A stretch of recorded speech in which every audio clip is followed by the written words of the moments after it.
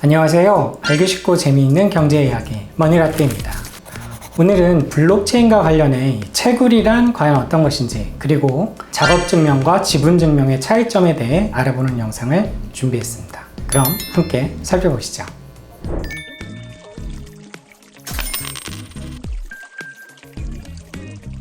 이 기업의 다양한 경제활동 중에서 재무상태의 변화를 일으키는 모든 활동을 거래라고 합니다. 이는 우리가 알고 있는 거래와는 약간 좀 비슷하면서도 다른데요. 예를 들어서 재고자산을 도난당하거나 공장이 불에 타버렸어요. 언뜻 생각하기에 이런 사건은 거래가 아닐 것 같은데 회계에서는 거래로 인식을 합니다. 이 손상된 금액을 화폐 단위로 표시할 수 있으며 자산의 변동을 가져왔기 때문인데요. 기업의 자산, 부채, 자본의 모든 변동 거래는 이 회계장부에 기록을 하죠. 약간 덧붙여서 이 거래에 대해 좀 더 설명을 드리자면, 화폐 금액으로 표시할 수 없는 사건은 회계상 거래로 인식하지 않아요.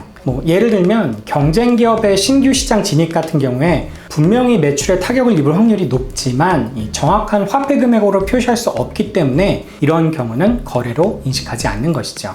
회계장부는 기업의 영업과 별개로 독립적으로 관리됩니다. 분식회계 같은 문제를 막기 위해서라도 회계는 독립성이 생명이기 때문이에요.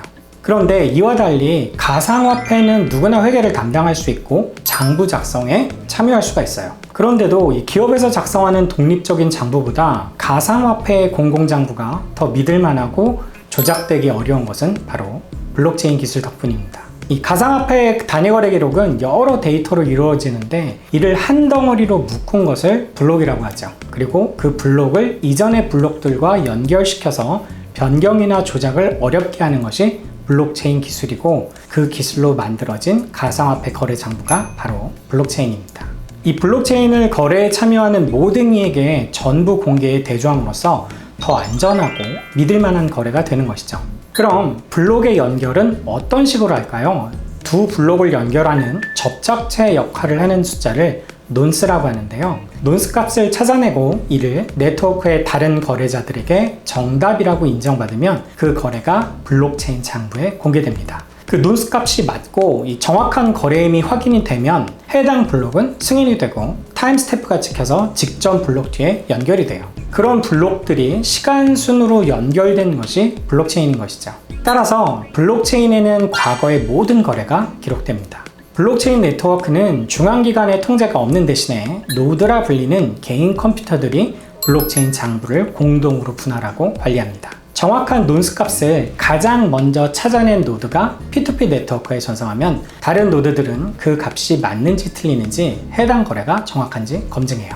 쉽게 말해 논스란 이 두 블록을 연결하는 유효값을 말합니다. 그리고 그 논스 값을 찾는 작업이 바로 채굴이에요. 채굴은 굉장히 시간이 오래 걸리고 까다로운 작업이기 때문에 그에 대한 보상으로 채굴자에게 가상화폐, 즉 코인이 주어집니다. 그러니까 채굴자들에게 가상화폐를 지급하는 것은 비싼 장비와 높은 전기료를 감당하면서까지 노드를 유지하는 데 대한 보상인 셈이죠. 이런 노드가 없다면 채굴도 블록체인도 없게 됩니다. 따라서 채굴자들에게 가상화폐를 지급하는 것은 블록체인을 유지하는 데 대한 보상으로 볼 수 있는 것이죠.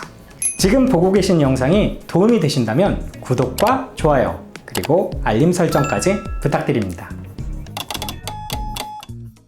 논스 값을 찾아내는 채굴에서 문제는 올바른 논스 값을 찾아내기 위한 효율적인 계산식이 존재하지 않는다는 것입니다. 유효 논스 값을 찾아내려면 숫자를 일일이 대입하는 수밖에 없는데요. 그래서 시간과 비용이 많이 소요되는 것이죠. 그리고 이 노가다 작업의 속도는 컴퓨터의 성능이 좌우할 수밖에 없어요. 채굴에 대규모 연산 처리가 가능한 고성능 컴퓨터가 필요한 까닭입니다.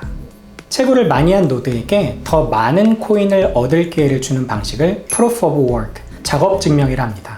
작업증명 방식에서는 수많은 노드 중 가장 많은 채굴에 성공한 노드가 더 많은 결정 권한을 갖게 됩니다. 쉽게 말해서 컴퓨터 연산을 좀 더 빠르고 많이 풀수록 블록에 기록할 권한이 더 많이 부여되고 그에 따른 보상도 더 많이 주어지는 것이죠. 채굴이 완료돼 블록에 기록되는 모든 내용은 0부터 9까지 10개 숫자와 A부터 F까지 6개 알파벳, 이렇게 16개의 문자 조합으로 암호화됩니다. 이 암호화 과정을 해싱이라 하는데요. 암호화가 완료된 문자열을 해시 또는 해시값이라 해요. 해시는 채굴자들이 남긴 숫자와 문자를 나열한 것인데 거래 완료된 내용을 조작하지 못하도록 봉인하는 역할을 합니다. 앞서 말씀드린 논스값과 해시값을 비교해서 설명을 하면 논스값은 이 해시값을 출력하기 위한 입력값인 것이죠. 요약하면 많은 해시를 보유한 사람일수록 코인을 얻을 수 있는 블록을 더 많이 가질 수 있는 방식이 바로 작업 증명 방식입니다. 비트코인과 이더리움을 비롯해 채굴 가능한 대다수의 가상화폐들이 작업 증명 방식을 사용하고 있어요. 하지만 일부 코인들은 작업 증명이 아닌 Proof of Stake, 지분 증명 방식을 사용하기도 합니다. 대표적으로 솔라나, 에이다, 아발란체 등이 있는데요. 지분 증명 방식에서는 블록에 대한 검증자가 현재 보유하고 있는 코인 지분의 양에 비례해 데이터 업데이트 권한을 획득하게 됩니다. 즉, 컴퓨터의 전력 소비가 아니라 자신이 가진 코인 지분에 따라 블록을 생성해요. 지분 증명 또한 블록이 생성될 때 보상이 지급되는데 이때 보상은 지분에 대한 배당금이나 이자 같은 개념이에요. 작업 증명 방식은 많은 시간과 전력을 소모하고 해시파워 독점으로 인한 보안상의 취약점이 있는데 이런 문제들을 해결하기 위해 등장한 것이 지분 증명 방식입니다.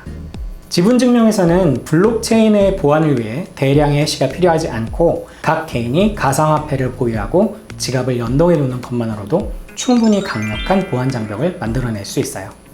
작업 증명과 지분 증명을 혼합한 하이브리드 방식도 있습니다. 하이브리드 방식은 가상화폐 발행 초기엔 작업 증명을 통해 일정량을 채굴할 수 있게 하고 이후엔 지분 증명 방식을 선택해 가상화폐 소유자에게 보너스로 가상화폐를 주는 방식입니다. 오늘은 채굴을 통해 블록체인이 어떻게 만들어지고 유지되는 것인지 그리고 작업 증명, 지분 증명 방식에 대해 알아봤습니다. 구독과 알림 설정을 해두시면 다음 편이 업로드되는 대로 또 다른 양질의 정보를 만나실 수 있습니다.